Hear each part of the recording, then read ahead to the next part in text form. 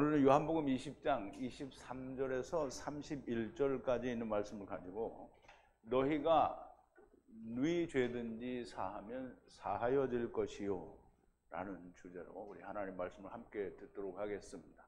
먼저 하나님 말씀을 좀 볼게요.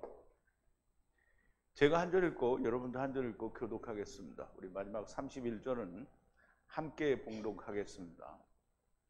너희가 누이 죄든지 사하면 사하여질 것이요 누이 죄든지 그대로 두면 그대로 있으리라 하시니라. 12 제자 중에 하나인 디두모라 하는 도마는 예수 오셨을 때에 함께 있지 아니한지라. 다른 제자들이 그에게 이르되 우리가 주를 보았노라 하니 도마가 가로되 내가 그의 손에 못자국을 보며 내 손가락을 그 못자국에 넣으며 내 손을 그 옆구리에 넣어보지 않고는 믿지 아니하겠노라 하니라. 여드레를 지나서 제자들이 다시 집안에 있을 때에 도마도 함께 있고 문들이 닫혔는데 예수께서 오사 가운데 서서 가라사대 너희에게 평강이 있을지어다 하시고 도마에게 이르시되 네 손가락을 이리 내밀어 내 손을 보고 네 손을 내밀어 내 옆구리에 넣어보라. 그리하고 믿음 없는 자가 되지 말고 믿는 자가 되라. 도마가 대답하여 가로되 나의 주시며 나의 하나님이시니이다. 예수께서 가라사대 너는 나를 본고로 믿느냐? 보지 못하고 믿는 자들은 복되도다 하시니라. 여호와께서 제자들 앞에서 이 책에 기록되지 아니한 다른 표적도 많이 행하셨으나 오직 이것을 기록함은 너희로 예수님께서 하나님의 아들이 그리스도이심을 믿게 하려 함이요 또 너희로 믿고 그 이름을 힘입어 생명을 얻게 하려 함이니라. 아멘. 우리 잠깐 기도하겠습니다.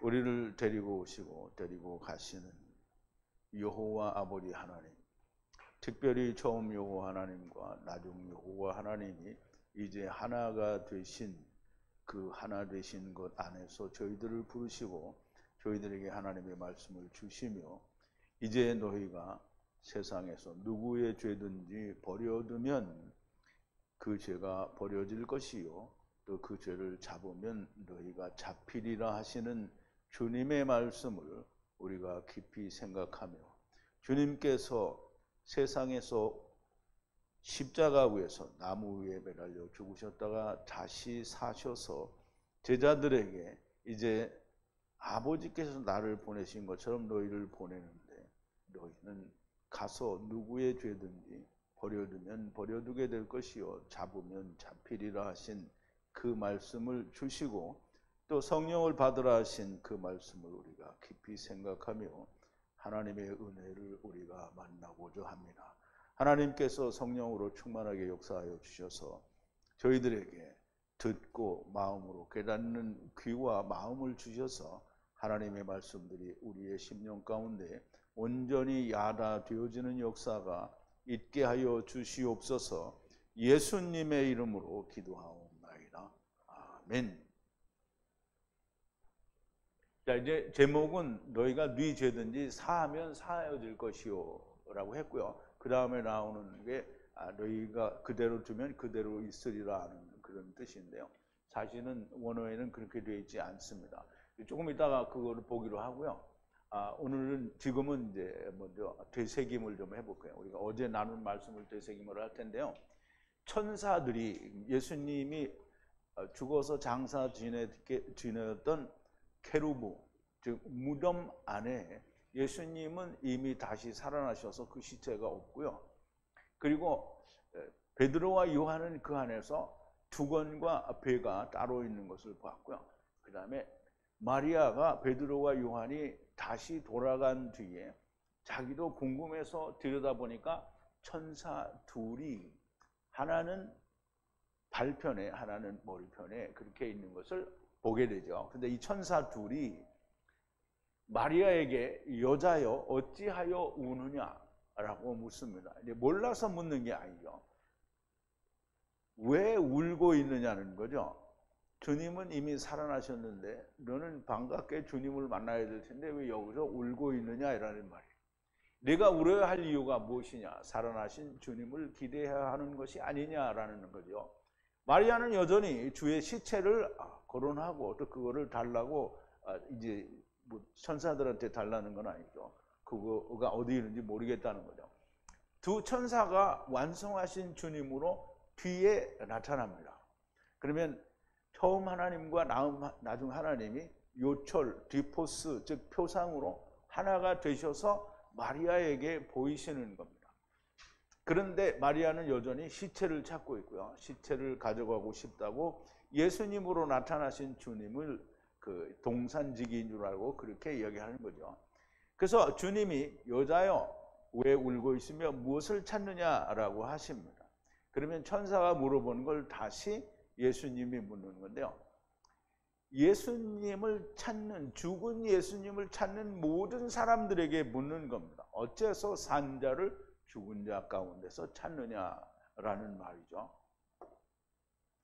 오실자의 표상과 오실자가 하나가 된 것을 우리는 이 무덤에서 부활하신 예수님이 두 천사로 나타났다가 예수님으로 마리아에게 나타나신 것을 통해서 우리가 알 수 있게 됩니다. 이 말씀은 아담과 같이 선악을 알게 하는 나무를 먹는 죄를 짓지 않아도 죄인이 된 것처럼, 모든 사람이 이구동성으로 이야기하죠. 우리는 선악을 알게 하는 나무를 먹은 적이 없다. 근데 사실은 먹은 거죠. 근데 아담이 먹은 건 데리고 오기 위해서 먹은 거고, 자기들은 자기 일을 하기 위해서 먹은 거죠. 그러니까 같은 죄가 아닙니다. 그러나 사람들은 다 자기는 그런 일을 행하지 않았다고 하죠. 그래도 좋다는 거예요. 그러면 아담과 같은 죄를 짓지 아니하여도 사망이 왕노릇한 것처럼 나중 사람 아담이 십자가에 못 박혀 나무에 달려 죽으셨다가 다시 살아나시면 나중 사람 아담과 같은 행위, 즉 나무에 달려 죽는 일을 하지 않았어도 너희에게 생명이 왕이 된다라는 거예요. 그게 아담은 오실자의 표상이라는 얘기입니다. 그러면 우리가 우리의 생각처럼 아담과 같은 죄를 짓지 않아도 우리가 사망인데, 나중 사람 아담과 같이 우리가 십자가에 못 박혀 죽지 않아도 생명이 우리에게 왕이 된다라는 말입니다. 이것이 아담은 오실자의 표상이라는 말의 본질적인 뜻이 됩니다. 여전히 주님의 시체를 달라고 하는 마리아에게 주님께서 마리아야 라고 부릅니다. 그때 그 음성을 들은 마리아는 하파크, 두루 돌았어요. 지금 하나님의 말씀이 율법으로부터 생명의 말씀으로 두루 도는 것을 하파크라고 합니다. 그래서 창세기 3장 24절에 뭐라 그랬죠? 생명나무의 길을 두루 도는 화염검과 그룹들, 천사들요, 케루브로 지킨다라고 했어요. 그러면 두루 도는 화염검, 예수님은 십자가에서 죽으셨다가 다시 살아났잖아요. 그러니까 두루 도는 화염검 말씀이 됩니다. 그 말씀으로 마리아를 부르시니까 마리아가 두루 도는 자가 되어서 주님을 볼 수 있게 되죠. 주님께 가로되 랍비여 선생님이라 라고 하고 주님을 보게 됩니다. 생명나무를 먹으려면 하파크 하는 화염검을 맞아야 합니다. 마리아는 하파크 하는 화염검, 곧 예수 그리스도를 만났으니 생명나무 길을 얻은 겁니다. 주님이 나를 만지지 말라 하시고 아버지께로 가야 한다라고 하십니다. 주님이 나를 만지지 말라, 아버지께로 가셔야 된다라는 말은 우리가 이 구약에서 하나님께 속죄 제사를 드리고 나서 그 제사장이 그 모든 걸 다 가지고 하나님께 들어가서, 즉 지성소에 들어가서 하나님 속죄소 앞에 있는 하나님의 임재 앞에 그를 보이는 거예요. 제사장이 나타나는 거죠. 속죄가 됐다라고 나타나는 거라는 거예요.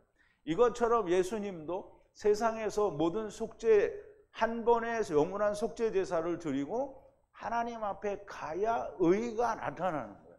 그래야 모든 자가 의인이 되는 겁니다. 그래서 아직 가시지 않았기 때문에 내가 가야, 아버지께 가야 하니까 나를 만지지 말라라고 하신 것이에요. 그리고 가서는 내 형제들에게 내가 나의 아버지 곧 너희 아버지 나의 하나님 곧 너희 하나님께 올라간다라고 말을 하라고 이야기하십니다. 그래서 막달라 마리아가 가서 제자들에게 그렇게 말을 했지요. 그리고 제자들은 유대인들이 두려워 모여서 있었어요. 근데 그 모인 곳에 문을 닫고 있는데 주님이 들어오십니다. 샬롬 하시고 선과 옆구리를 보이시니 사람들이 기뻐하고 주님은 아버지께서 나를 보내신 것처럼 나도 너희를 하파크하는 화목하게 하는 말씀을 가진 너희를 보낸다는 거예요. 하나님이 주님을 어디로 보냈어요? 세상에 보냈죠. 그러면 예수님이 너희를 어디로 보낸다는 거예요? 세상에 보낸다는 거예요. 코스모스로 보낸다는 거예요. 너희가 성령을 받을 것이라 하시며 흙집에 영을 불어넣으신 것처럼 영을 불어넣어 주겠다라는 말씀을 하신 것입니다. 자, 이제 오늘 본문으로 돌아와서 23절인데요. 누구의 죄든지 버려두면 그에게서 버려두게 될 것이요 누구의 죄든지 잡아두면 잡아두리라. 이렇게 원어에는 그렇게 됐어요. 우리 한번 다시 보죠, 원어를.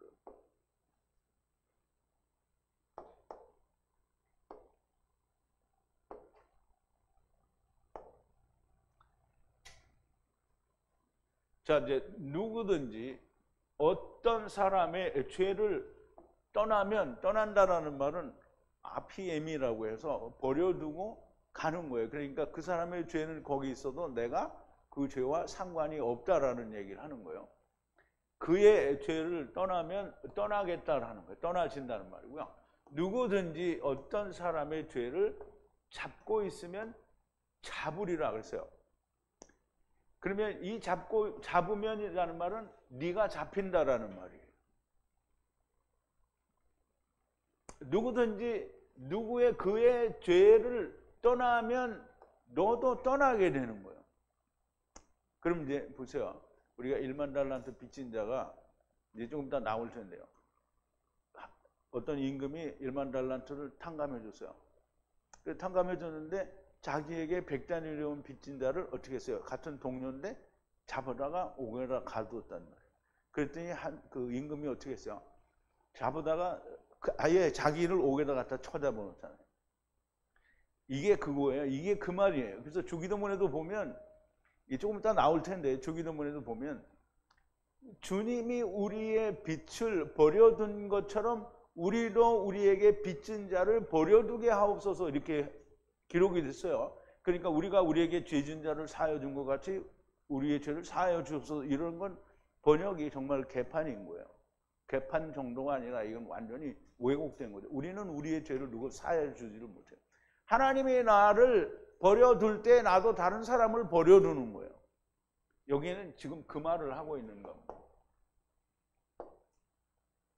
이 말씀은 주님이 우리의 죄를 버려두신 것처럼 죄라는 말은 데프트 그래서 빚진 걸 말해요.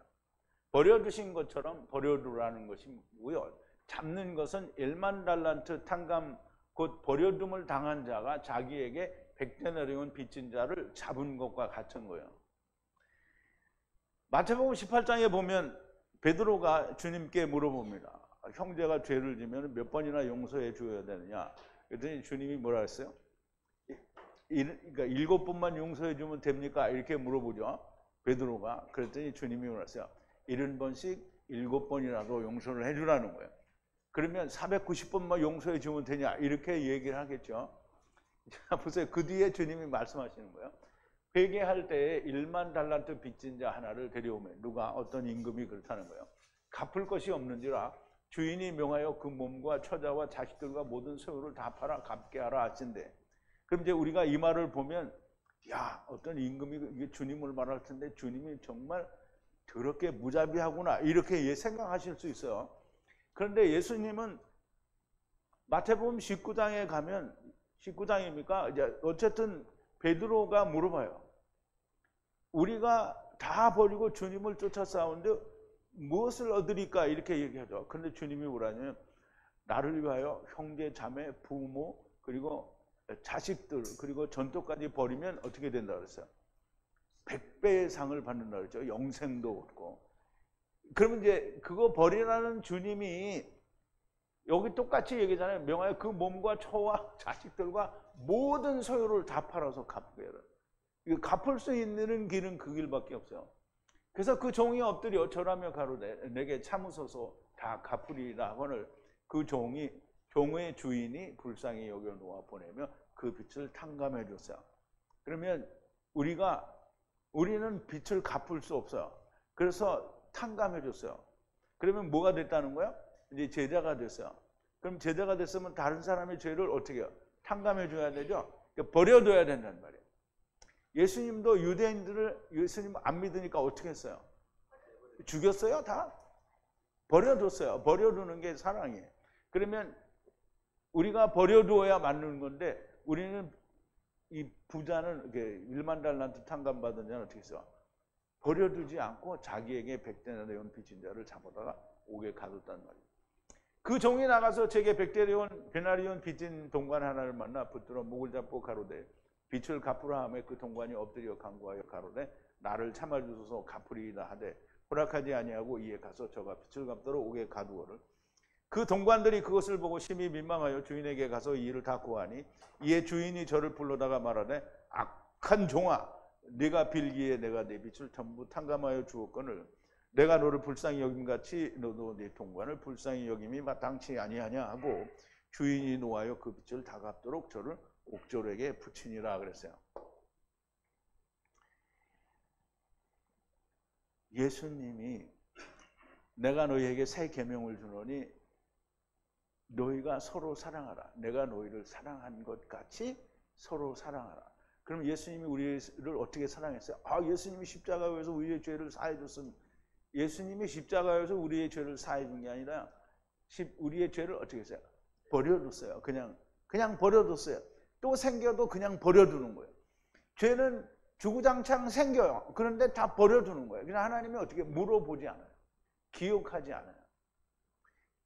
그러니까 여러분 잘 생각해야 됩니다. 우리가 여러분 회개하면 죄가 없어진다고 생각하죠. 회개하면 죄가 없어져요? 안 없어져요? 여전히 있어요. 사람의 육체가 살아있는 한 그 죄는 영원히 있어요.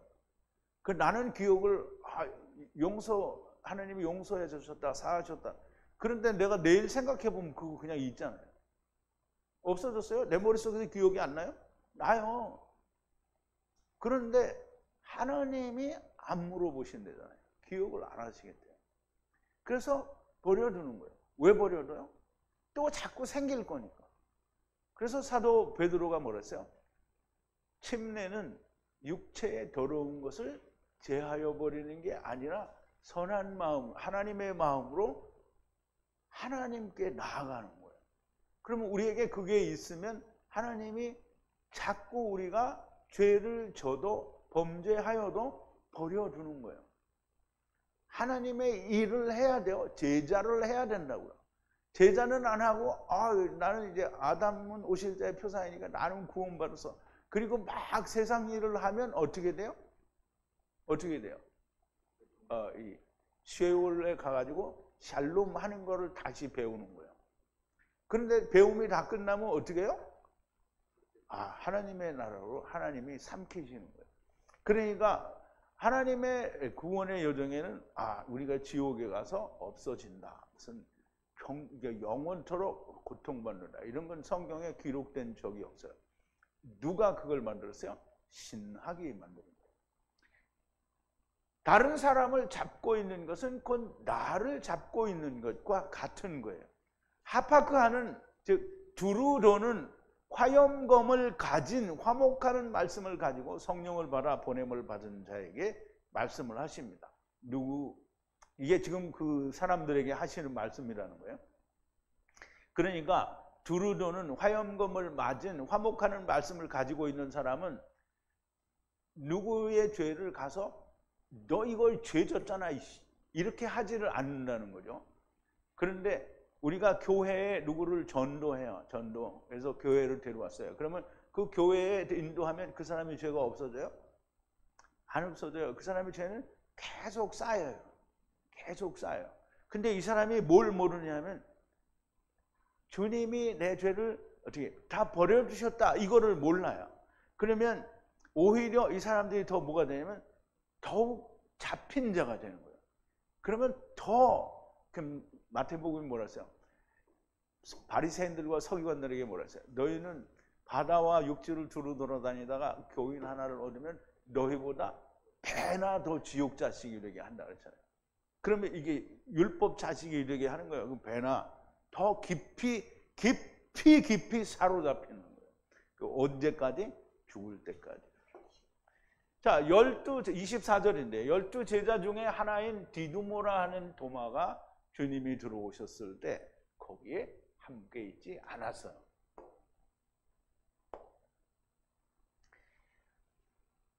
도마라는 말이네요. 도마는 히브리어로는 타움이에요.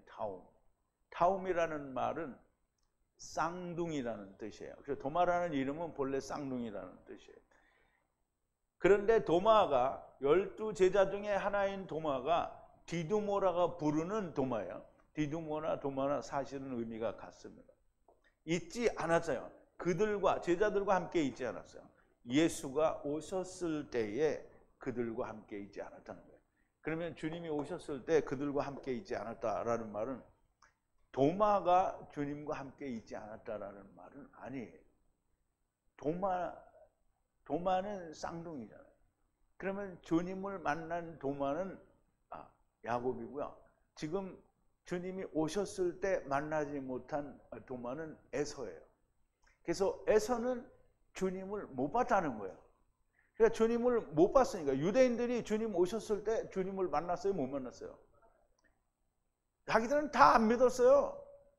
아무도 안 믿었어요. 믿은 사람이 조금은 있죠. 그런데 거의 다 안 믿었다. 그래서 도마가 있지 않았다라는 얘기를 그렇게 얘기를 하는 거예요. 그 유명한 도마죠. 도마. 주님이 들어오셨을 때 함께 있지 않았으니 이렇게 말을 하게 됩니다. 그럼 유대인들이 이렇게 말을 한다는 거예요. 도마에게 다른 제자들이 주님을 보았다. 그럼 이제 도마에게 얘기하는 건 에서에게 얘기하는 거예요. 에서는 유대인들을 말해요. 예수님을 믿지 않는 유대인들에게 얘기하는 거예요. 주님을 보았다라고 말하니 그런데 그들에게 말하되 만약 그의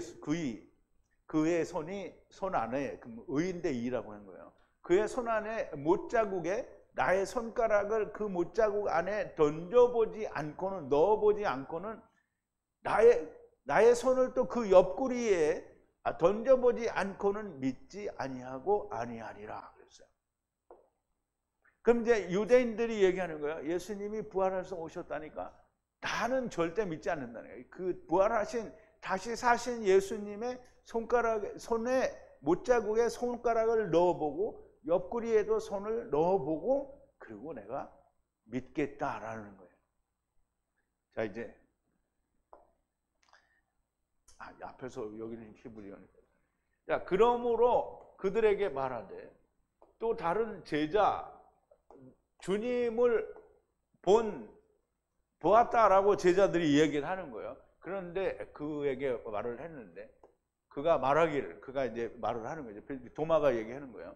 도마가 말을 했는데 그의 손 안에 보지 않고 그리고 그 손톱이라고 한 거는 못자국을 말해요. 얘는 자국을 말하는 거예요.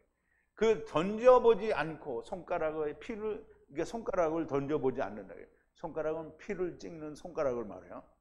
제사장이 손가락에 피를 찍어서 어떻게 해요? 7번 이렇게 하죠. 뿔에도 바르고요.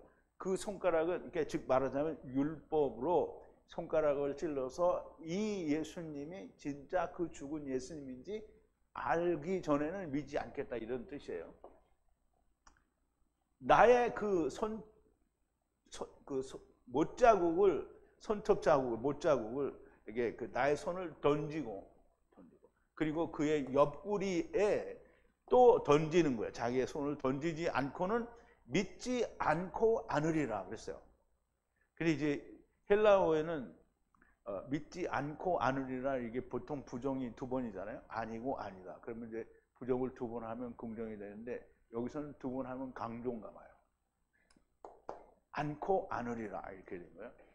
그러면 이제 도마가 이렇게 얘기를 했으니까 주님이 오셨을 때 함께 있지 않았던 도마에게 제자들이 주님을 보았다라고 말하니 주의 손 안에 못자국을 자기 손으로 던져보고 옆구리에 자기 손을 던져보지 않고는 믿지 않는다고 해요. 그러니까 그게 유대인들을 말하는 거예요. 다른 제자들은 주님의 손에 못자국에 손을 넣어보지 않고 옆구리에 손을 넣어보지 않고 믿었어요. 그러니까 가탄인 거예요. 도마도 주님을 직접 보면 믿게 되죠. 근데 이제 그게 언제냐면 메시아 왕국 때를 말하는 거예요. 그래서 주님이 죽은 자 가운데서 다시 살아났다는 것이 믿을 수 없는 것이기도 하지만 도마는 쌍둥이 중에 하나인 에서를 말하니까 에서는 믿지 않는 거예요. 이게 율법에 속한 자가 주님을 믿지 않는다는 거예요. 그래서 이제 26절인데요. 다시 8일이 지나서 8일에 그의 제자들이 안에 함께 있었고 도마도 그들과 있고 문은 닫혔는데 예수께서 들어오셨고요. 그리고 가운데 서서 너희에게 샬롬이라 이렇게 말씀을 하셨어요. 이게 전에 들어왔을 때하고 똑같이 얘기를 하는 거죠. 그리고 8일을 함께 지냈어요. 다시 8일이 지났다는 말이죠. 그리고 다시 그의 제자들이 안에 모여 있는데요. 집에 있을 때 도마도 함께 있었고요. 그리고 쌍둥이 타옴도 함께 그들과 있었어요. 그리고 문은 닫혀 있는데요. 예수님이 들어오셨어요. 그리고 가운데 다시 서서 문을 열고 들어오거나 이런 게 아니에요. 그냥 들어온 거예요. 가운데 서서. 그리고 말했어요. 샬롬, 너희에게 평안이 있을지어다. 샬롬은 평화예요. 평화, 화평, 화목 이걸 말해서 샬롬을 말하는 거예요. 주님이 또 나타나셨어요. 도마 혹은 디두모라 하는 뜻은 쌍둥이라는 뜻인데 주님이 부활하셨을 때 만난 사람은 7이고요. 그러니까 야곱이라는 말이고 카탄이라는 말이고 지금 쌍둥이는 누구와 쌍둥이입니까? 야곱과 쌍둥이를 말하죠. 야곱의 쌍둥이는 누구예요? 에서죠. 그럼 여기서는 에서를 이야기하는 거예요. 야곱과 쌍둥이고요. 에서를 말합니다. 아직 주를 믿지 않는 이스라엘 율법 아래 있어서 메시아 오기를 기다리는 에서를 말하는 거예요. 그러므로 에서를 말한다는 것은 야곱의 동생 에서가 와 있다라는 말이 아니고요. 율법을 머물러 있는 자들을 말하는 거예요. 그러므로 도마가 8일에 믿는다는 것은 이스라엘이 메시아 왕국에서 믿는다라는 말이에요. 그럼 왜 8이냐? 8은 성경에서 8은 아주 중요한 의미를 가지고 있어요. 7은 안식인데요. 8은 새 것이라는 뜻이 있어요. 그래서 새날이라는 뜻이 있고요. 그래서 우리가 그리스도 안에서는 새로운 피조물이다라고 얘기할 때 새, 8을 얘기할 수 있어요. 그래서 성경에서 8은 새 것이니까 안식한 자들이 들어가는 새 하늘과 새 땅을 8이라고 하는 거예요. 그래서 새 하늘과 새 땅은 두 번이 있는데요. 이사야서에서 이야기하는 메시아 왕국을 우리가 새 하늘과 새 땅이라고 말하고요. 그 다음에 메시아 왕국이 끝나고 하나님의 나라가 완전한 하나님의 나라가 도래할 때도 역시 새 하늘과 새 땅이라고 말을 하게 됩니다. 그러므로 8은 두 번인데요. 그래서 파라다이스가 두 번인데요. 하나는 메시아 왕국이고 하나는 새 하늘과 새 땅입니다. 그래서 이 성경에서도 새 하늘과 새 땅이 두 번 나오죠. 메시아 왕국이 새 하늘과 새 땅이고요. 하나님의 나라도 새 하늘과 새 땅이에요. 왜? 이건 그림자이기 때문입니다.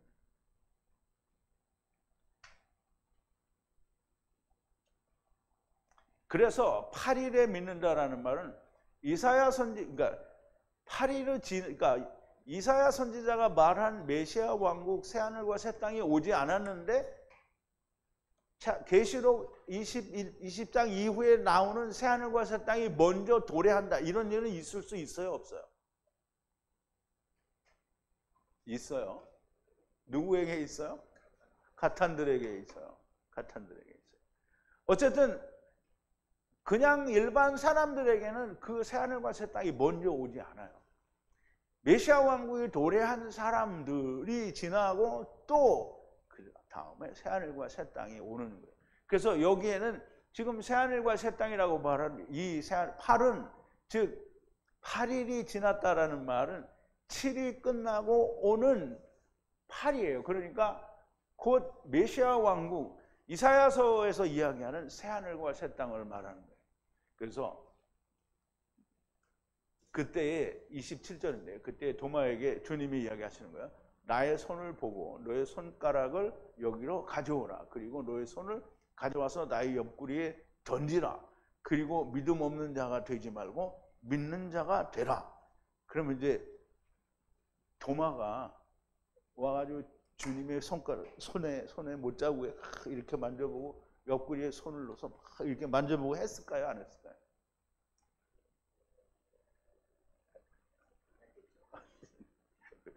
여기에 했다는 말이 없어요. 자, 이제 손가락은 피를 찍는 손가락이고, 그러므로 율법에 의해 확인을 하라는 거예요. 그러면 너의 율법에 기록된 대로 내가 그렇게 되지 않았느냐, 이제 그렇게 얘기를 하시는 거예요. 주님은 새로 보내시는 메시아가 아닙니다. 저들이 믿지 않았던 그 주님을 깨닫고 믿게 된다는 말씀이고요. 예수 그리스도가 없는 믿음 없는 자가 되지 말고 믿음이 있는 자가 되라는 거예요. 사울이 도마가 이렇게 되기 전에 벌써 미리 한 방을 먹은 거죠. 다메섹에서 주님이 만나줬잖아요. 그러니까 사울은 어떻게 해요? 메시아 왕국에 안 가고 이방인의 때에 그 일을 하게 된 거잖아요. 사울은 훨씬 복된 사람이죠. 자, 이제 28절인데요. 도마가 대답하여 주께 가로되 나의 주님이시며 나의 하나님이십니다. 이게 도마가 그냥 그걸 다 보고는, 그러니까 이제 보세요. 메시아 왕국에서 또 많은 그 율법을 행하는 일들이 있어요. 그런데 거기서도 다 죽이고 또 뭐 다 이렇게 하면 어떻게 되는 거예요? 예수님이 또 죽는 거잖아요. 그러니까 그 에스겔서에서 나오는 그 성전은 메시아 왕국 때의 성전인데요. 거기는 세워지지도 않고요. 그리고 거기서 나타나는 모든 것은 다시 물리적으로 행하지 않아요. 그래서 도마가 보고 그냥 자기들이 그 전에 봤던 것들이니까 다 그냥 믿게 되는 거예요. 그래서 도마가 대답하되 그리고 그 주님에게 말하기를 주여 나의 주님이시고 그리고 나의 하나님입니다 라고 고백을 하는 거예요.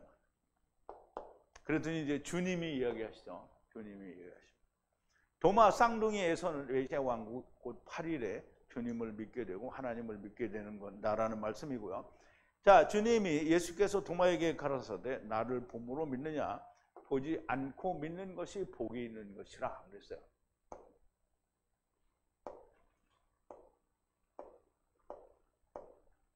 이름이 다 확인을 했는데 말을 안 듣네.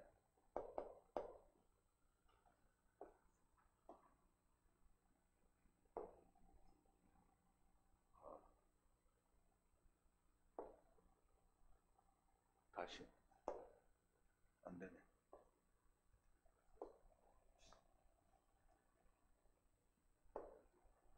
그러면 이제 28절에 도마가 얘기했으니까 29절에 예수께서 가라사대 너는 나를 본고로 믿느냐 보지 못하고 믿는 자들은 복되도다라고 얘기를 하셨어요. 자, 예수님이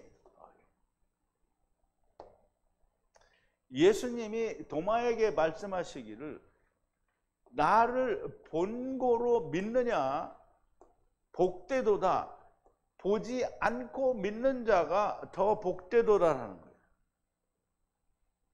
보지 않고 믿는 자. 그럼 이제 보세요. 물론 보기는 다 봤어요. 예수님이 오셨을 때 그 다른 제자들은 봤잖아요. 그러니까 도마도 봤어요. 그런데 못 본 거는 유대인들이잖아요. 왜냐하면 부활하셨다라고 하는데 이 사람들이 어떻게 했어요? 유대인들이 대제사장들이 어떻게 했어요? 예수님 부활하셨다니까 어떻게 했어요? 병사들한테 돈을 줘가지고 제자들이 훔쳐갔다 이렇게 했단 말이에요. 그러니까 못 본 거예요. 못 보니까 어떻게 했어요? 메시아 왕국에 갔잖아요. 그런데 본 사람들은 어디로 갔어요? 아브라함 품에 갔어요? 이렇게 하면 안 돼요. 본 사람들은 어디로 갔어요? 그렇게 말하면 또 틀렸죠. 더 복되려면 어떻게 돼요? 메시아 왕국에는 배우러 오잖아요, 지금. 근데 더 복되려면 어떻게 돼요? 가르치는 자가 되게 복되는 거죠. 아브라함 품에 갔다가 첫째 부활에 들어와서 왕노릇을 하고 있을 거니까 더 복된 거예요. 주님은 그 얘기하는 거예요. 그러면 이제 우리가 부자처럼 음부에 가가지고 하나님 말씀을 거기서 막 열심히 배우고 있어서 할렐루야 하면서 배우고 있는데 같이 153 성에 있던 이 목자하고 이 사람들은 전부 왕이 돼가지고 전부 천사로 부활을 해가지고 왕처럼 다 유대인들을 가리키고 있단 말이에요. 유대인뿐만 아니라 이제 이방인들 중에도 안 된 사람 다 막 다 가리키고 있어요. 근데 음부에서 자매님이 그걸 딱 보고 있으니까 나 이 목자 교회 다녔는데 왜 나는 이렇게 된 거야? 이렇게 생각할 수 있잖아요, 그죠? 근데 가실 거예요. 근데 만약에 가신다면 그러니까 이제 그렇게 생각한단 말이죠. 그러면 슬프잖아요. 그러니까 후회하고 눈물을 흘리는 거예요. 그래서 슬피 울며 이를 간다라고 하는 거예요. 그러니까 어떻게 돼요? 그래서 왕이 되려면 제자를 해야 되겠죠? 제자를 안 하면 그러면 괜찮아요. 제자 안 돼도 어떻게 해요? 음부에서 다 배운단 말이죠. 어제 제가 강의를 올려드렸는데 물론 유튜브에는 안 올려드렸는데 밴드에 다 올려드렸어요. 음부에서는 어떤 일이 일어나는가? 거기는 구데기들이 있어요. 구데기가 누구냐면 이스라엘 백성 야곱의 이스라엘 백성을 말해요. 왜 거기 있어요? 주님을 못 봤으니까 거기 가 있는 거예요. 거기 있는데 어떻게 해요? 소금 언약에 소금을 치는 것처럼 하나님이 성령의 불로 소금을 치는 거예요. 뭐에? 소금 언약에 불을 치는 거예요. 그러면 소금 언약에 불을 맞으니까 성령을 맞는 거잖아요. 그럼 어떻게 돼요? 잘 깨닫겠죠? 그러니까 그걸 153 성회에 있을 때 잘 깨달았으면 왕노릇을 하는데 맨날 잘 안 오고 집에서 있는 사람들은 어떻게 되는 거예요? 거기서 배우는 거죠. 근데 지옥 가기 위해서 배우는 게 아니라 천국 가기 위해서 배우는 거잖아요. 좋긴 좋아요. 그런데 내가 나 왕인데 그거 못했잖아요. 그러니까 슬피운다. 그래서 주님이 이야기하는 거예요. 보지 않고, 그러니까 세상 교회에서 말하는 것처럼 목사님이 얘기하는데 안 보고도 그냥 믿어. 이건 말도 안 되는 소리를 하는 거죠. 보지 않고 믿는다는 거. 우리가 예수님이 부활하셨다라는, 우리 봤어요, 못 봤어요? 성경에서 봤죠. 말씀으로 다 봤단 말이에요. 당연히 보지 않고 믿은 자들은 다 이미 왕들이 되어 있을 거기 때문에 주님이 복되도다라고 얘기를 하는 거예요. 자, 30절인데요. 이러므로 참으로 이 책 안에 기록되지 않은 많은 다른 표적들도 예수께서 그의 제자들 앞에서 행하셨으나, 이제 이 말은 truly, 참으로 이런 뜻인데요. 그러므로 많은 또 다른 표적을 주님이 행하셨으나, 사람들 앞에서 그의 제자들 앞에서 행하셨으나 기록되지 아니한 많은 표적들이 있는데 그것을 행하셨으나 기록되지 않았다는 말이죠. 이 책 안에 기록되지 않은 많은 표적들이 있었다라는 거예요. 진짜 예수님께서 구약이든 신약이든 많은 것들을 다 보여주시면, 보세요. 도마복음도 이때죠. 그러면 이제 모든 주님의 제자들이 기록한 책이 뭐 있다면 다 갖다 집어넣으면 책이 뭐 얼마나 커지겠어요. 그러면 믿지 않고 자빠진 사람들 것까지 다 가져다가 기록을 하면, 다 보여주면 얼마나 책이 분량이 많아지겠어요. 그러니까 기록되지 않았다라는 말은 그거 없어도 하나님의 구원에 이르기에 너무 완전하다라는 얘기예요. 주님이 세상에서 보여주신 모든 표적을 하나도 빼지 않고 다 기록한다면 어마어마한 방대한 책이 될 겁니다. 그래서 요한은 나중에 뭐라 하냐면 세상에 둘 장소가 없대요. 다 기록하지 않았기 때문에 인간들이 만들어내는 소설이나 또 이 자기들이 만든 계명이 참 많기도 많지만 하나님이 보시기에는 그거 사람들이 만들어내는 거 없어도 완전하다는 거예요. 그래서 이와 같이 기록을 하는 것은 예수님께서 그리스도이시며 하나님의 아들인 것을 믿게 하고 그의 이름 안에서 생명을 갖게 하는 것을 믿게 하려 합니다. 그렇게 하기에 조금도 부족함이 없다라는 얘기죠. 이와 같이 기록한 것은 예수께서 그리스도이신 것과 하나님의 아들이심을 믿기에 그리고 그의 이름 안에서 생명을 얻기에 조금도 부족함이 없기 때문이라는 거예요.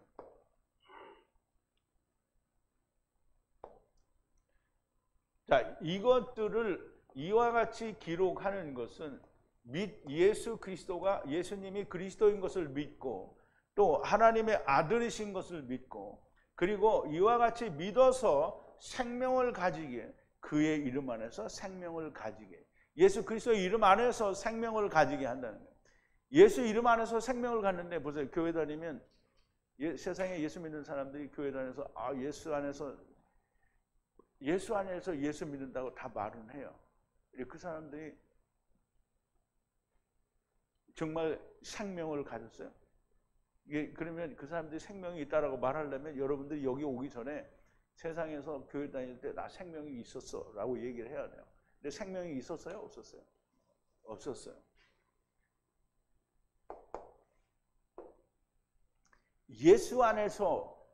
예수 안에서라는 말은 나중 사람, 나중 여호와 하나님 안에서잖아요.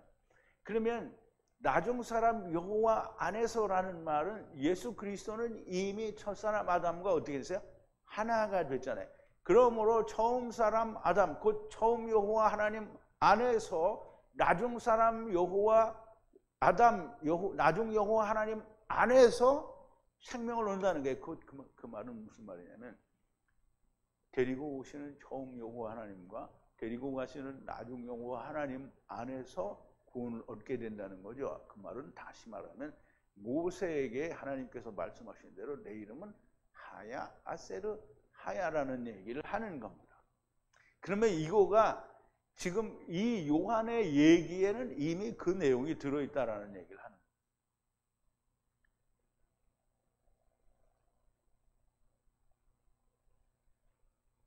자, 이 하나님의 아들이심을 얻기에 그리고 그 이름 안에서 생명을 얻기에 부족함이 없기 때문이라는 말씀이고요. 인간들이 만든 허구나 소설 또는 사람들의 생각이 들어간 신학이 없어도 오직 원어 성경, 곧 하나님이 주신 언어의 성경만으로 너무나도 완벽한 하나님의 구원을 볼 수 있고 알 수 있고 믿을 수 있고 그래서 영생을 얻을 수 있다라는 거고요. 아버지를 따라 세상에 온 것을 알게 되고 아버지를 따라 돌아가는 것을 알기에 조금도 부족함이 없다라는 겁니다.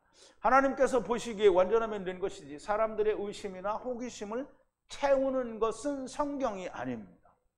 여호와 하나님께서 하야 아세르 하야 완전한 이름을 주셨고 완전한 길이신 예수 그리스도를 주셨습니다. 그러므로 주님 가신 그 좁은 길을 따라오라고 하셨고요. 싫어요. 나는 큰 길로 가볼 거예요.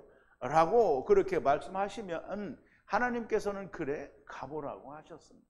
괜찮다. 가봐도 된다. 그래서 아세셀 염소가 어떻게 광야로 보내지는 거예요. 그러나 결국은 모두 세월 곧 샬롬하는 것으로 오게 되어 있는 것이고요. 하느님은 아쉬울 것이 조금도 없는 분이에요. 왜냐하면 죽을까 봐 염려 안 하시거든요. 염려는 누가 하는 거예요? 성령이 없는 사람이 하는 겁니다. 성령이 오시면 장래일을 알려주신다고 했거든요. 그러므로 장래에 대해서 어떻게 될 건지 다 알려줍니다. 그러면 장래에 대해서 이게 무슨 마지막 때 강해가지고 마지막 때로 막 사람들을 다 완전히 공갈 협박으로 막 다 돈을 울고내고 막 교회 열심히 하게 만드는데요.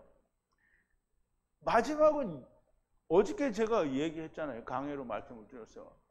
지금 그걸 공개로 할까 말까 지금 고민 중인데요.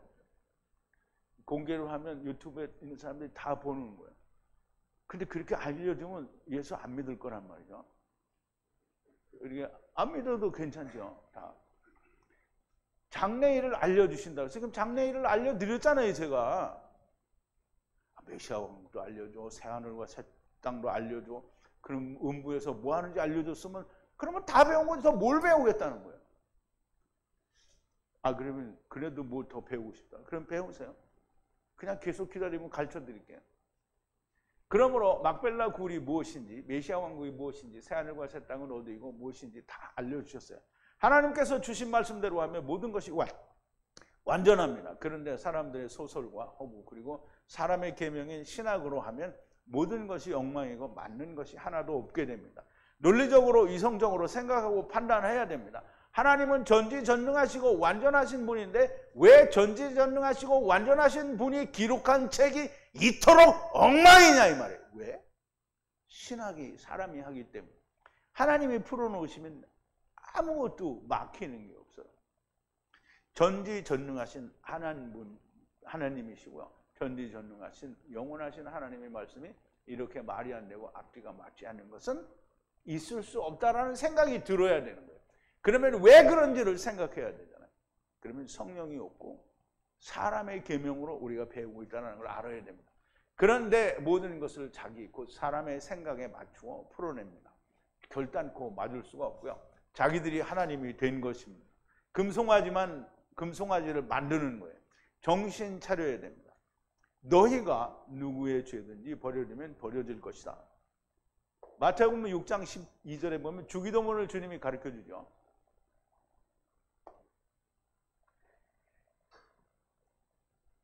우리의 빛을 우리에게서 떠나시는 것처럼, 주님이 떠나신 것처럼 같이 우리에게 빚진 자를 우리가 떠나게 하소서 그랬어요. 그럼 이제 보세요. 하느님이 우리를 사랑하신 것처럼 우리가 서로 사랑하게 하소서 이 말이에요. 그런데 우리말에는 어떻게 보세요? 우리가 우리에게 죄 지은 자를 사하여 준 거, 우리가 언제 먼저 사하여 줬어요?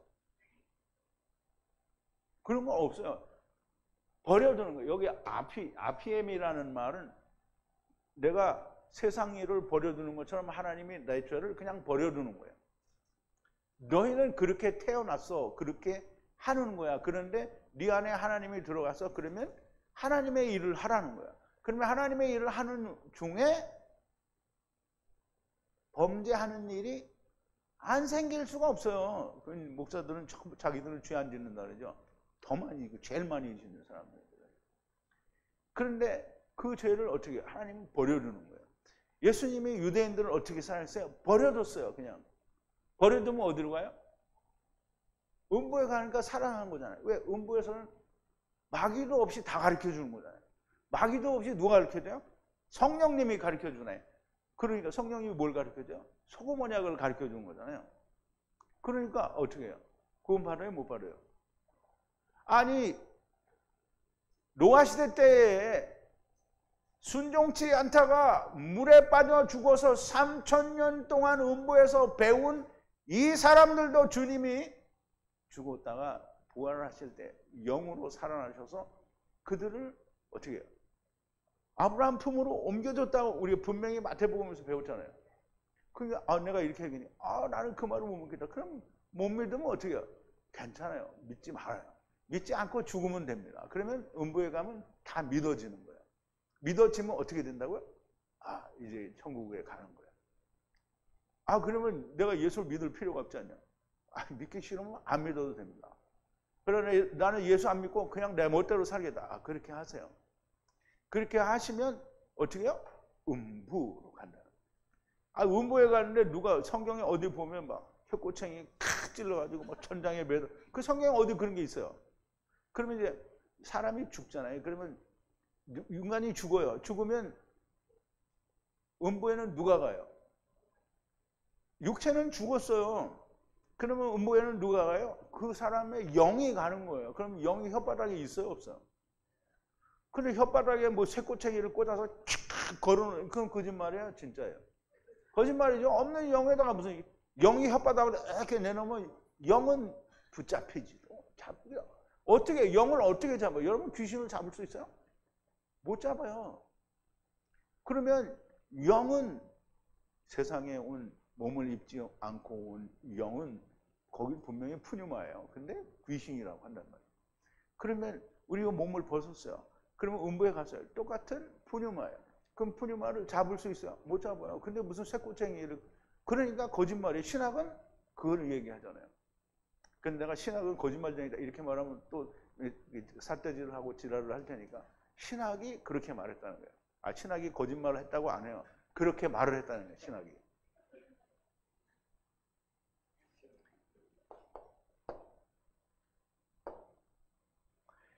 우리가 누구의 죄를 사하여 준다라는 말보다는 버려두는 것이 맞습니다.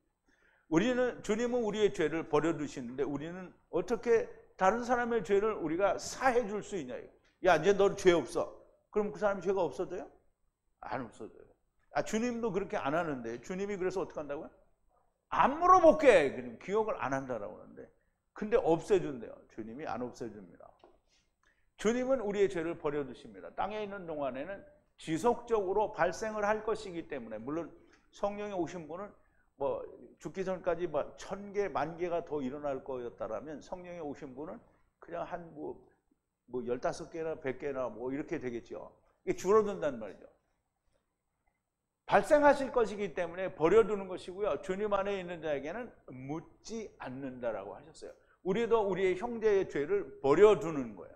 주님이 자기 자녀의 죄를 버려두시는데 왜 내가 형제의 죄를 버려두지 못하는가? 죄를 사한다. 그러면 내가 깨끗해집니까? 그냥 두고 묻지 않는 것이 맞는 거예요. 육체가 죽으면 자동으로 사라지게 돼 있고요. 잘 믿지 않는 가돌들의 죄도 삼키시면 자동으로 사라지게 되는 거예요. 회개한다고 사라지는 것이 아닙니다. 회개를 막 열심히 해요. 또 그냥 이제 그 전에 많이 해봤잖아요. 새벽기도 가면 새벽기도 간 사람은 먼저 뭐를 해요? 회개기도를 먼저 해요. 금요일날 간 사람은 금요일날 먼저 회개기도를 막 해요. 그래서 눈물 콧물이 돼서 회개기도가 다 끝나면 이제 뭔가 구할 거를 구해야 돼요. 그러면 구하는데 뭘 구하냐면 뭐 이것도 주세요, 저것도 주세요. 뭐 말씀이 이루어지게 되려고는 기도를 안 해. 뭐 이것도 주세요. 우리 아버지가 뭐 우리 어머니가 우리 아들이 딸이 뭐 전부 그거 한단 말이에요. 그런데 내가 막 회개를 해서 아침에 그러니까 금요일 날 그렇게 기도를 싹 하고 집에 가서 자고 토요일 날 아침에 일어나서 그랬더니 죄가 기분상은 없어진 것 같은데 실제로는 하나도 안 없어졌어요. 회개한다고 없어지는 게 아니라 여전히 기록은 남아있는 거예요. 회개하면 죄가 사함을 받는다. 너무나 엉터리 같은 논리고요. 침례는 더러운 것을 제하여 버리는 것이 아니라고 베드로가 얘기하죠. 물은 예수 그리스도의 부활하심으로 말미암아 이제 너희를 구원하는 편이 곧 세례라. 물은 침례가 구원의 표라는 거예요. 침례는 물에 빠져 죽었잖아요. 그러면 예수님이 부활하셨잖아요. 그러니까 부활의 침례의 완성은 뭐예요? 예수님이 생명을 줘야 완성이 되는 거예요. 그래서 구원하는 편이 곧 세례라. 육체의 더러운 것을 제하여 버림이 아니요 오직 선한 양심이 하나님을 향하여 찾아가는 거예요. 더러운 게 깨끗해진다고 그랬어요? 그런데 막 눈과 같이 희게 나가. 눈과 같이 희게 되지요. 언제? 하나님의 집을 입을 때 눈과 같이 희게 돼요. 그런데 우리가 육신을 가지고 일을 할 때는 눈과 같이 하나님이 너희는 눈과 같이 희다라고 얘기를 하는 거예요. 있었던 일이 없어지는 것은 발생하지 않습니다. 기억이 나지 않는다고 없어진 것이 아닙니다. 다만 죄를 물으실 수 있는 우리는 누구의 죄를 물을 수 없지만 우리의 죄를 물어볼 수 있는 하나님께서 묻지 않고 기억도 하시지 않는다라는 거예요. 자, 이제 히브리서 10장에 보면 15절에 또한 성령이 우리에게 증거하시되 성령이 증거를 해야 돼요. 그냥 신학이 우리에게 증거를 하는 게 아니에요. 성령이 우리에게 증거하시되 주께서 가라사대 그날 후로는 저희와 세울 언약이 이것이라 하시고 내 법을 저희의 마음에 두고 저희 생각에 기록하리라 하신 후에 또 저희 죄와 저희 불법을 내가 다시 기억지 아니하리라 하셨으니 그러면 이제 내 법을 저희의 속에 둔다 그랬어요. 그럼 하나님의 법이 뭐예요? 하나님의 법은 예수 그리스도가 세상에 대하여 율법에 대하여 죄에 대하여 죽고 하나님을 향하여 새롭게 다시 사신 걸 말하는 거죠. 그런데 그거를 내가 믿어서 성령 안에서 그것이 내 안에 이루어졌어요. 그러면 그 법이 내 안에 있는 거예요. 그럼 나도 예수님처럼 죄에 대하여 세상에 대하여 법에 대하여 율법에 대하여 어떻게 해요? 죽고 다시 사는 거예요. 그러면 그렇게 된 사람은 내가 죄를 또 범하고 행하는 일이 있어도 어떻게 해요? 기억하지 않겠다는 거예요. 이것을 사하셨은즉 다시 죄를 위하여 드릴 것이 없느니라. 그러면 일어나지도 않았는데 뭘 사하냐. 그러니까 되게 웃기는 거예요. 하나님이 전능하신 걸 믿지 않는 거예요. 일어나지 않았어도 주님은 알아요. 그러니까 그걸 다 물어보지 않겠다는 거예요. 일어난 것만 물어보지 않겠다라는 게 아니라 발생하지 않은 것도 물어보지 않겠다라는 거예요. 그러면 어떻게 하나님이 이 세상 처음부터 태초부터 세상 끝까지의 죄를 어떻게 가져갈 수 있냐고요. 그럼 아직 남은 게 있으면 못 가져간 거잖아요. 그럼 하나님은 우리한테 뭐 한 거예요? 사기친 거예요. 아직 못 가져간 게 남았으니까. 그러니까 하나님은 알기를 똑같이 아는 거예요. 우습게 아는 거예요. 전지전능하신 하나님이 처음부터 나중까지의 모든 죄를 다 가져가셨다는데, 내가 아직 범하지 않았으니까 이건 못 가져간다. 그럼 하나님은 뭐예요? 전능하지 않죠. 전지하지도 않고요. 하나님이 하나님 못 되는 거예요. 누구에 의해서? 자기의 콧구녕 같은 소리 때문에, 그 생각 때문에 하나님이 무시를 받는 거예요. 이 사람들이 하나님을 무시하는 거예요. 그러면 하나님을 내가 무시한다고 하나님 무시를 당해요? 무시하는 내가 멸망당할 거예요. 어떻게 멸망당해요? 음부로 멸망당해요. 번역에서는 누구의 죄든 그대로 두면 그대로 있으리라고 번역을 했어요. 그럼 누구의 죄든지 그대로 두면 그대로 있으리라. 죄를 그냥 두면 그냥 있으리라는 거예요. 그게 사하면 없어지고 그대로 두면 있으리라. 말이 안 되죠. 그대로 두면 없어져야 되는 건데 그대로 두면 그대로 있다는 거예요. 그 말이 아니고요. 다른 사람의 죄를 잡으면 네가 잡힌다 이 말이에요. 그냥 버려두는 것인데 앞에 말씀과 맞지 않고요. 잡고 있다라는 말인데요. 잡다라는 말은 하자크라는 말인데, 하자크는 뚱땡이를 말하는 거예요. 뚱땡이를 말하는데, 뚱땡이는 율법을 가진 자를 말하는 거죠. 여러 가지 의미로 사용되는데 여기서는 바로의 마음을 강팍해 하신다고 그러세요. 하나님이. 그게 하자크 하는 거예요.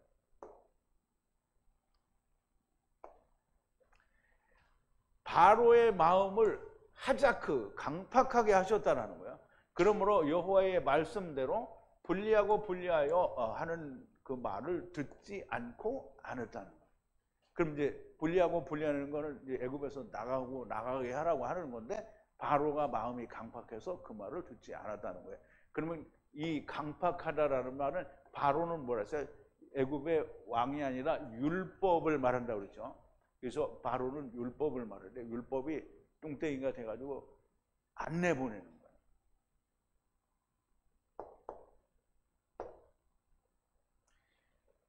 내가 율법으로 잡고 있으면 그의 죄는 율법에 매여 있게 되는 거고요. 그 사람만, 자기가 율법으로 잡은 그 사람만 잡은 게 아니고요. 내가 잡히는 거예요. 오히려 카탄을 자기가 율법으로 잡고 있으면 카탄은 해당이 안 돼요. 근데 뭐예요? 자기만 율법에 잡힌 자가 되는 거예요. 그런데 중요한 것은 주님은 그의 죄를 기억하지 않고 버려두시는데 자기가 율법으로 붙잡고 있다는 말이 되는데요. 이 말씀은 그 사람은 하나님과 아무 상관이 없다라는 얘기예요. 주님은 버려두셨기 때문입니다. 누구의 죄든 버려두지 않고 잡아두는 것은 네가 율법에 잡혀 있다라는 걸 말하는 거예요. 나의 죄는 버려두신 것을 알고 믿는데 다른 사람의 죄를 내가 붙잡고 있다라는 것은 자기가 구원을 받는 것이 아니라는 말을 하는 거예요. 그러므로 다른 복음서에서 말씀하신 땅에서 풀면 하늘에서도 풀고 땅에서 매면 하늘에서도 맬 것이라는 말씀은 네가 땅에서 풀리지 않으면 하늘에서도 네가 풀리지 않을 것이라는 얘기가 되는 거예요. 그러므로 땅에서 풀린 자는 누구라도 붙잡지 않는다라는 말씀입니다. 왜냐하면 자기가 풀린 자는 누구라도 버려두기 때문입니다. 제자들에게는 누구를 맬 수 있다는 권세가 없어요. 카탄이 된 자는 누구를 맬 수 있는 권세가 없어요. 빌라도는 예수님을 놓아줄 수 있는 권세가 없었던 것처럼, 그리고 유대인들은 예수님을 놓아줄 수 있는 권세가 없고 오직 죽일 수밖에 없는 권세만 있었던 것처럼, 제자들에게는, 우리가 예수를 믿고 구원을 얻었다고 하는 사람은 누구의 죄를 정죄할 권세가 우리에게는 없어요. 버려두는 권세만 있는 거예요. 오직 풀 수 있는 권세만 있는 겁니다. 주님이 이스라엘, 즉 세상을 버려두셨습니다. 나도 주님의 사랑을 받았으면 세상을 버려두면 되고요. 주님께서 해결하십니다. 너희가 누구의 죄든지 버려두면 버려둘 것이요 잡으면 잡히리라는 말씀은 새 계명을 너희에게 주노니 너희가 너희에게 주노니 서로 사랑하라. 내가 너희를 사랑한 것 같이 서로 사랑하라는 말씀입니다. 형제를 사랑하지 않는 자는 미워하는 자예요. 자, 요한 1서 3장에 보면 우리가 서로 사랑할지니 이는 너희가 처음부터 들은 소식이라. 가인같이 하지 말라. 저는 악한 자에게 속하여 그 아우를 죽였으니 어찌 연고를 죽였느냐. 자기 행위는 악하고 아우의 행위는 의로움이니라. 형제들아, 세상이 너희를 미워하거든 이상히 여기지 말라. 우리가 형제를 사랑함으로 사망에서 생명으로 들어간 줄 알거니와 사랑치 아니하는 자는 사망에 거하느니라. 그 형제를 미워하는 자, 사랑치 않는 자는 어떻게 해요? 미워하는 거예요. 그러면 주님이 나를 사랑했으니까 다른 사람의 죄를 주님이 나를 사랑한 것 같이 버려두는 거예요. 그게 사랑하는 거예요. 근데 그 죄를 끄집어내면 형제를 사랑하지 않는 거예요. 그러면 자기도 하나님의 사랑이 없는 거예요. 지금 요한이 이런 얘기를 하는 겁니다. 살인하는 자니 살인하는 자마다 영생이 그 속에 거하지 아니하는 것을 너희가 아는 바라. 붙잡고 있는 자마다 그렇다는 거예요. 그가 우리를 위하여 목숨을 버리셨으니 우리가 이로써 사랑을 하고 우리도 형제를 위하여 목숨을 버리는 것이 마땅하니라. 이렇게 하니까 우리도 형제를 위해서 십자가에 위해서 죽자 이렇게 하는데 그게 아니고요. 예수님이 십자가에 위해서 죽은 것처럼 이 사람도 그렇게 죽게 되기를 바라는 거를 얘기하는 거죠. 형제를 어떻게 사랑하는가? 주님이 이스라엘을 사랑하신 것처럼 사랑하면 됩니다. 버려두는 것이 주님이 우리를 사랑하는 것이고 세상을 사랑하는 겁니다. 누구의 죄든지 버려두면 주님이 알아서 해결하셔요. 근데 내가 그걸 끄집어내서 정죄할 필요가 없는 거예요. 내가 누구를 정죄하면 뭐예요? 내가 정죄받을 자라는 거예요. 그래서 마태복음에 주님이 뭐라 하셨어요? 누구를 심판하려거든 너희가 그 심판으로 누구를 정죄하는 그 심판으로 너희가 정죄를 받을 거다라고 했거든요. 성경은 이렇게 말씀이 딱 맞아 떨어지게 돼 있는 거예요. 그러니까 여러분들 제자를 할 거예요? 안 할 거예요? 대답하는 분이 몇 분이 있어. 그래도 아담은 오실 때의 표상이니까. 우리 기도하겠습니다. 거룩하신 여호와 아버지 하나님, 감사와 찬송과 영광을 돌립니다. 오늘도 주님이 십자가 위에 나무에 매달려 죽으셨다가 다시 사셔서 제자들 앞에 나타나고 또 도마 앞에 나타나시는 이 말씀들을 통해서 메시아 왕국에서 이스라엘이 구원을 받게 될 것을 말씀하시고 또 너희가 누구의 죄든지 버려두면 그 죄가 버려둘 것이요 붙잡으면 너도 붙잡힌다라고 하는 주님의 말씀을 우리가 오늘 귀하게 깨달았습니다. 아버지께서 깨닫게 하신 말씀들이 우리의 영혼 깊은 곳에 심령 가운데 온전히 야다하는 놀라운 역사가 있게 하여 주시옵소서. 예수님의 이름으로 기도하옵나이다. 아멘.